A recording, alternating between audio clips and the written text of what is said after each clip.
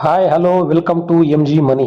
ఈజీగా 2 నిమిషాల్లో మీ మొబైల్లో యూట్యూబ్ ఛానల్ ని ఎలా క్రియేట్ చేయాలో చెప్తాను. దీనికోసం Gmail ID, YouTube logo, YouTube banner అవసరం ఉంటుంది. యూట్యూబ్ లోగో, బ్యానర్ లేకున్నా యూట్యూబ్ ఛానల్ ని ఓపెన్ చేయవచ్చు.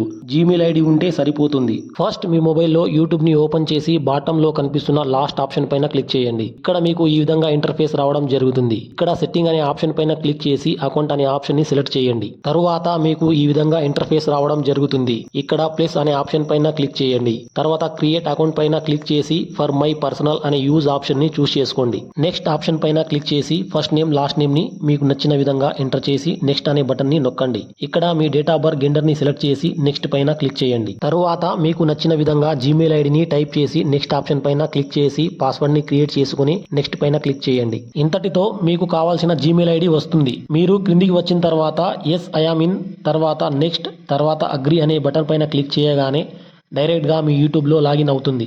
నెక్స్ట్ ప్రాసెస్ వచ్చేసి యూట్యూబ్ ఛానల్ ని క్రియేట్ చేయడం.